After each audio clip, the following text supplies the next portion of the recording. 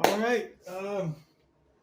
If you've seen any of my hunting videos before, or done some other like shooting videos with air rifles and stuff, I've always tried to find a good camera setup to record through a scope. I've had these in the past. Open that up. This is a more higher end, expensive one. I've also had cheaper ones, and I could just never really get these to work. And basically, set that up on their scope and use this, mount that to it or something. You mount something to something, and your camera, you put your phone on there, and the lens will look through that hole into the scope. I don't use this. This is a more expensive one. I still couldn't quite get it to work right. I've had cheaper ones. Man, I'm just dropping this all over the place. I've had cheaper ones that I couldn't get to work right. I've seen people use them, and it seemed like the video on them was decent, but I could never get them to work right. Something with the phones I have and the cameras I was using, it just wouldn't focus. It would focus on the inside of the scope rather than what it was looking at through the scope. And it was like, I don't know, it was like the camera was too close or too far away, and it just wouldn't work right. And yeah, so I don't like using these. And then I found a company called MEGAOREI, which they're decent. I mean, they're cheap Chinese stuff, kind of expensive for cheap Chinese stuff, but they're the only company I've ever used that actually seemed to work. But this is what they had. And you see there, it's got all these attachments that you put onto your already existing scope. And that's a problem because this one's already got a big scope on it. You can't really look through it comfortably because now the camera, I mean, you can't look through it anyway. But when you're aiming at something, unless you're like on a, usually when I'm in a blind or something, I have it set up on a pad or something where I don't have to shoulder it. And I can look at the screen, but that's the only way to do it. That's not so bad, but if you're hunting at night, you're trying to be discreet, you're trying to hide, you don't want them to see you, you turn this on and the screen just glows and lights up your face. That's kind of a problem. It's also big and bulky. It makes the rifle twice as heavy. You've got the light that you have to attach to the scope as well. It's not really a light, it's an infrared flashlight. So it does have night vision. It does work. Quality's a little bit low, but it works. And that's the only thing I've been able to find so far that did work. But, I mean, this is just not very practical. You know, it's just, there's so much on there. You have to take everything apart to put it in the case, and then when you're going to go hunting the next morning or whatever, you got to take everything out, attach it to the scope, attach the light, plug everything in, and it's a pain in the ass. But it works, so that's what I have been using. So that's the MEGAOREI M2. I'm not entirely sure what the M1 was. I think the M1 was kind of the same thing, but it didn't actually record. And then the M3 was a lot smaller, more compact. It had the screen was built into the eyelet, so you could look through it and look through your scope. But it was still a big attachment that you put on the end of your scope. So if you sighted in your scope without that camera and you got the scope in a comfortable place, you would have to move your whole head back to look through the scope like that. And then the M4, I'm not entirely sure what the M4 was either. I think it was something along the same lines. They improved each time. And then now they've come out with the M5. And this, so far, I'm pretty excited about. I was looking at it already. It's nice packaging. There you go. This one is not an attachment to put on your scope to record. This one is the scope. It's a camera that's got crosshairs in it, adjustable crosshairs, that you can put on your rifle and look through it. It's kind of like, there's a couple other brands. There's like the Wraith, Sightmark Wraith, which is, I think this is what this is based off of, and the ATN. ATN makes a couple of scopes like this. This packaging is very well made. It's very hard to get everything out of there, but it's got a rubber eyepiece. Comes with a charger. It takes the same batteries as the other ones. Those what is that called again? The 18650s. Now that M2 that I have on that rifle takes 3 batteries. It takes 2 to run the camera and the screen and 1 to work the light. All of this runs on 1 battery. It's disassembled. You got to add the eyepiece on yourself here at the end. That is a very well made box. Everything's packaged in there nice and tight, and there we go. Just put that on. And of course you can't actually see through it unless it's powered on. That's one of the defects. It'd be nice if you could use it without having to turn everything on, but that's all right. Now you can see it's got the infrared light up here, scope, and the camera actually records. So you can put the let's go ahead and put that rubber eyepiece on there. There you go. It's almost like a spotting scope. I have another camera that looks just like this, but you can't mount it. It doesn't have crosshairs. It's really more of an infrared spotting scope, so you can look out and see what's out there and then pick up your rifle. So I'll probably keep using that because technically the rules are you don't want to look through your scope to spot. So that will also help you conserve your battery power here. So this, it's the infrared light. You just unscrew the back of it like a typical one. You know, it's just like that, and then you drop the battery in there, and that battery powers the light and the camera. And it also came with an SD card too, which is pretty cool. I'm pretty excited about this. I was messing around with it a little bit last night. It's actually pretty clear compared to there you go. You can see the crosshair in it. And the vision, the sight, I mean, when you're looking through it, it's a lot clearer than the M2. So it's much better quality. And the night vision works on it great. There's different settings for the night vision. I'm really excited to use this. So I'm going to go ahead. Well, before I mount it onto a rifle, because I don't want to be walking around my neighborhood carrying an AR-15 and looking through it. I'm going to wait till the sun goes down, and I'm going to walk out there and record some night vision stuff on it for you guys. Might do a little bit of that right now while the sun's up. But yeah, I'm actually pretty excited about this thing. It looks great. And I'm going to put that, I was thinking about putting it on the deer rifle, but I don't know how it's going to react with the recoil. The other one holds up to the recoil pretty well, and it's not attached as securely as this is going to be, so I'm sure it'll be fine. But the main reason I was looking for it and looking for another one is because I wanted to set it up for smaller game, like rabbits, foxes, whatever. But I also kind of want to put it on my AR, and I don't want to put a big scope on it on the AR when, you know, most of the time they just have a red dot or a very small scope.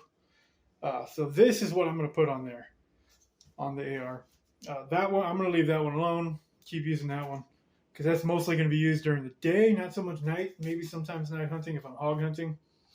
But this will be for smaller things because it's going to be on a 5.56. The 5.56 isn't going to have as much recoil, but I can also hunt a wider variety of stuff with it. Do some target shooting, keep all of that, record all of that. So yeah, let's go ahead and check this out and see what the quality's like. All right, so I was out and about and decided, you know, there's a park right here. Why not stop here and check out the scope camera, see the quality on it. Now, seeing that one single battery is doing 3 times as much as the other batteries were, I don't think the life on it's going to last very long. But, I mean, that's not really a problem. It's got a charging port. I've got other backup batteries for it, so I think it'll work out still. But now I'm going to test out the quality and see if the microphone on it works. And, well, here you go. All right, testing. There's a backstop for a baseball field, so that's good. 100 yards away, at least. I'm not going to be shooting that far. I'm only going to be shooting to about a little bit past that concrete pole right there, which is perfectly zoomed in for this. So hopefully you can hear what I'm saying. And the quality on it looks so much clearer than on the M2. But I'm not sure what it looks like recorded and posted on the, there we go, there's a squirrel.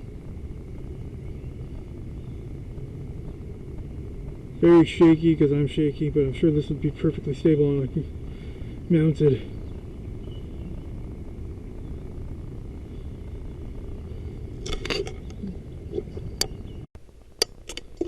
Okay, recording.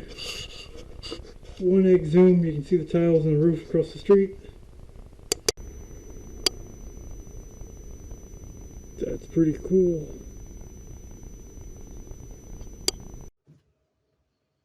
Alright, there's one more thing I'd like to test on this before I mounted it to a rifle. And that just occurred to me on my way home from testing it out at the park right now. It does have crosshairs in it. They are adjustable, but they are digital. So that has me wondering, like, if you sight it in on a rifle and get the crosshairs just right, and then pull out the battery, do the crosshairs stay in the same spot, or do they default back to the original position? So that's what I'm going to do right now. I'm going to adjust the crosshairs and then pull out the battery, and we'll see what happens. What I'm going to do so I can tell the difference is I'm just going to move the crosshairs all the way to the bottom. Can't really see the position of the crosshairs on there too much, but they are. You can kind of see the menu and stuff up there. They're down towards the bottom. So now I'm going to pull out the battery and see what happens. Pulled out the battery. Let's wait about 15 seconds. It is still in that same position down at the bottom. So it has an internal capacitor or something that I'm sure keeps the memory, keeps everything, all the settings in place. But if you let it sit for too long without a battery charge in it, I'm sure it'll default back. But if you need to change out the batteries, it'll probably be all right. But I'm curious about how long that'll last. I mean, there's no way it's a permanent thing because eventually the charge will run out and it'll have to default. Future me here, jumping in for a second here. I've been working on this video for 6 months. Like, I shot all the parts that you just saw and a little bit more that's coming after this. Back in January, you can see I've got different glasses now, different hat probably, different camera. And I haven't actually had a chance to go out and shoot with the scope yet.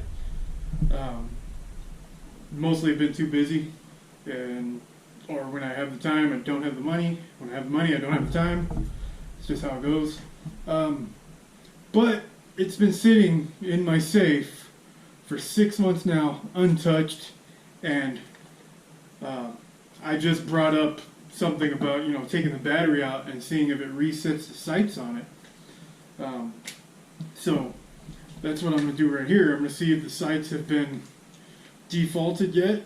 I think the battery was fully charged when I put it away. It's still got power. And it's actually got 2 bars still. So it's been sitting for 6 months. The battery has not drained that much. It's only drained 1 bar. It only shows 3 bars total. So 3 bars is full. It's got 2 bars left. And the sight is still off center. So it's not perfectly centered. It defaults to perfectly centered. So the fact that it's off center still shows that it's where I set it. And still haven't really gotten a chance to sight it in and test it out, but we're going to get to that pretty soon. So stay tuned. Before I go, I'm going to go ahead and get it mounted here. This one's came with a kind of monstrum, kind of a lower end scope. This one's pretty small. It's a nice little scope. Waterproof, shockproof, fogproof. Fogproof is a big deal. But it's just in an awkward position. It's like, I don't know, for an AR it's not quite right unless you're using it as a single shot or a bolt action rifle, using it like that to go hunting where you just take 1 shot at a time. Because if you want to use it for self-defense or something, you need a red dot where you can pull it up and quickly aim. That's not going to happen with this, and it's definitely not going to happen with the scope I'm putting on it. So, I mean, there's nothing wrong with this scope. Gets the job done. It's sighted in. But I can't record on it. I guess I could put the M2. I could have put the M2 on it if I wanted to, the M2 camera. But then I would be all the way back here. Or holding it, I'd have to hold it like this and look at the screen, and I wouldn't be able to hold it properly. So I'm going to go ahead and take this scope off. It does have some quick releases on it, which is kind of cool. It's got these bigger knobs right here. quick releases. There we go.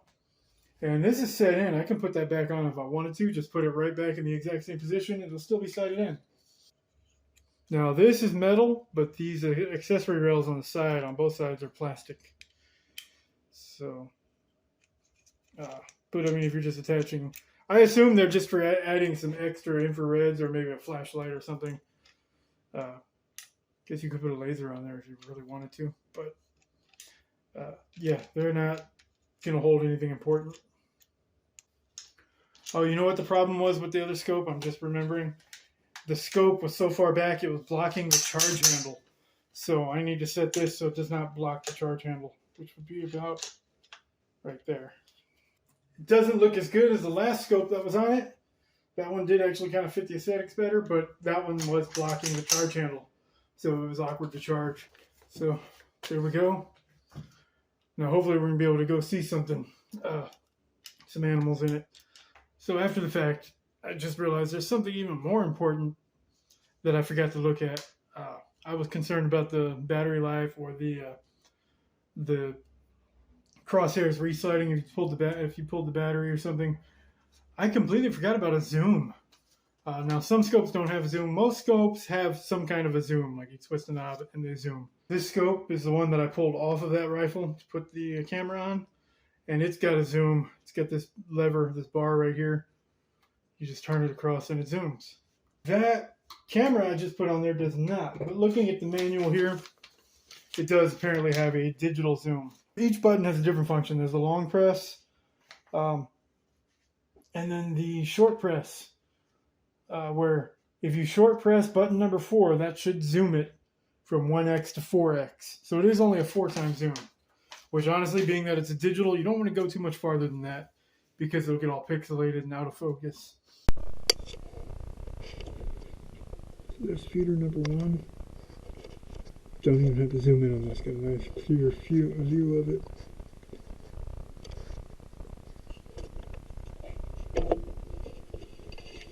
Over here. There's the water trough over there. So if anything comes down, there's a trail. It's kind of overgrown, but trail comes up from that way on the other side of this tree. Nice little area to shoot over there. And then right there we've got a clearing where we would normally have the bale of alfalfa sitting right there. And it's a nice clean trail. Comes all the way up over here. Between these trees, comes up right up to the blind. And then the last spot is this one over here.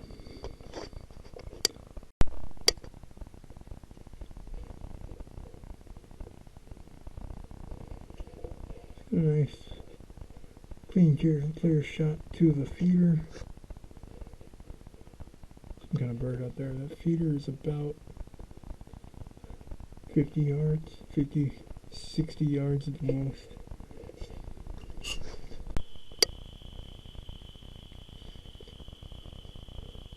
So those are some lights. Come on at night. I am in the night. Yeah. Okay, so as you can see, there's lights there. I turned off the night vision. Lights light up the feeder. Turn on the night vision, you can see better. That's light setting 1. Infrared light setting number 2. Number 3. 3 different settings. And I've turned down the brightness of the screen to kind of conserve some battery and not blind me.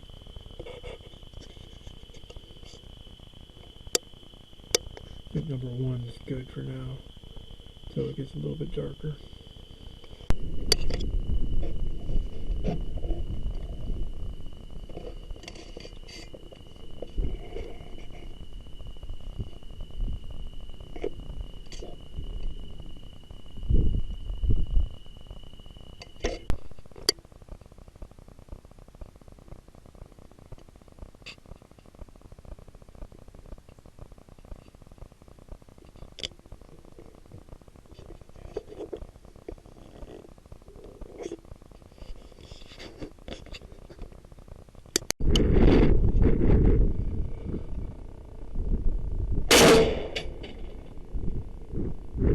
Oh, I'm good.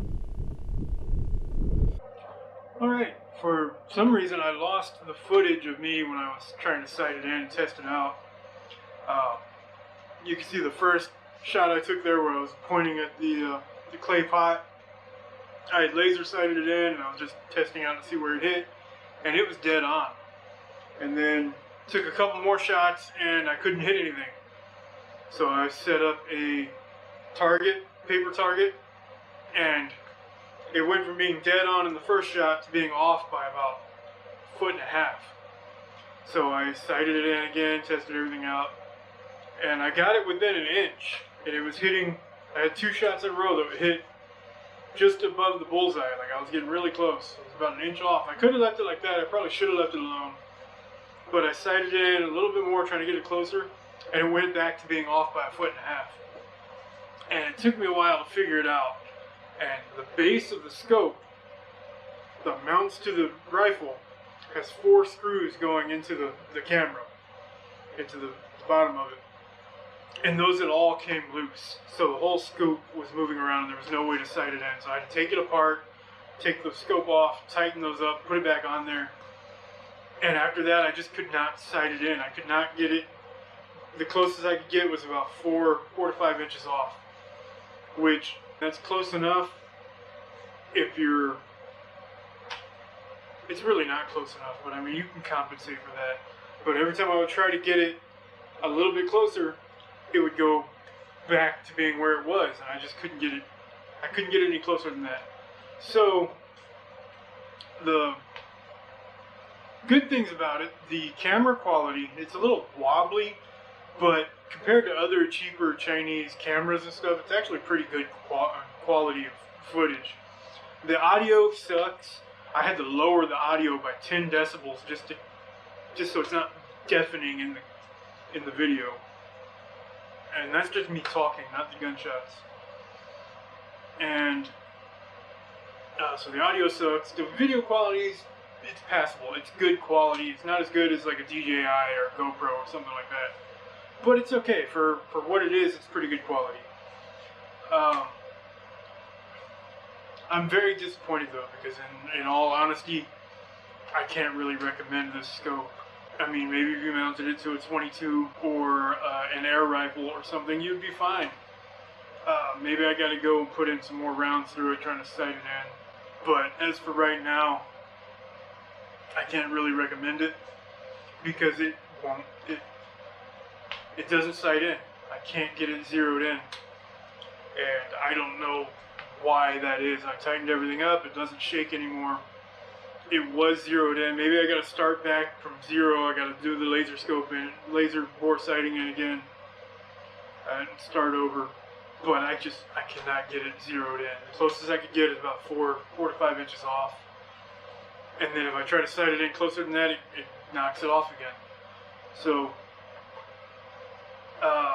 it does have some good qualities on it. Maybe the next iteration, the M6 that comes out, is going to be even better, and it might actually work, so I'm looking forward to that. But as far as this thing goes, at the price point,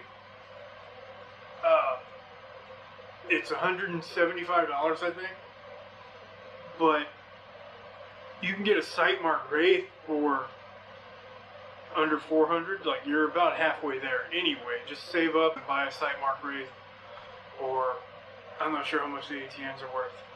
But yeah, pretty disappointing overall. Maybe I'll just stick it on my 22 and go rabbit hunting with it. But for right now, I'm kind of disappointed in it. Maybe I'll give it another shot. We've got deer season coming up though, so my chances for sighting in rifles out there are pretty much done.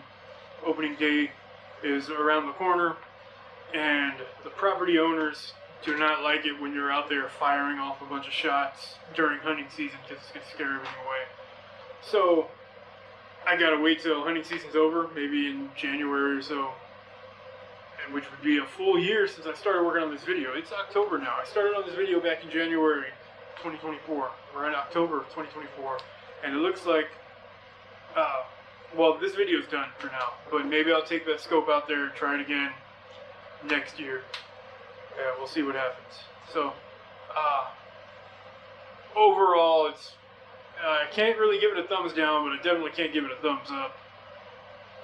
So I can't, in good conscience, recommend it to anybody out there. So, thanks for watching, and see you next time. Let me know if you got another affordable, low-end option for something like this, besides something you mount to an existing scope. So, see you next time.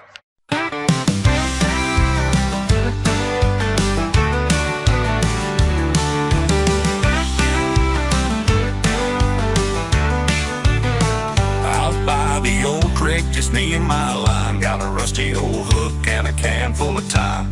Dollar store lures and some worms on the side. Fishing on a dime with that cheap angler pride.